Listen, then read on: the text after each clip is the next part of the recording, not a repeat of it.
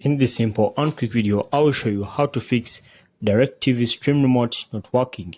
So if you're having an issue with your stream remote, you're in the right place. As you can see, I'm on the official website of DIRECTV forum community over here.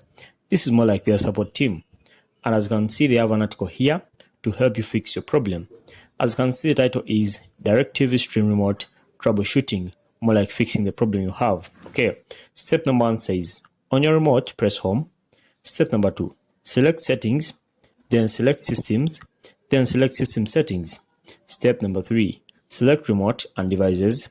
Step number 4, select program your remote. Step number 5, select TV or speaker systems depending on your device. Then step number 6, follow the prompts over here, and then make sure you close enough to your TV screen over here, and then point towards the IR receiver on the device. The remote lights will blink blue when pairing. So that's it, guys. Make sure to like and subscribe to our YouTube channel if you found value in our video. Thank you very much.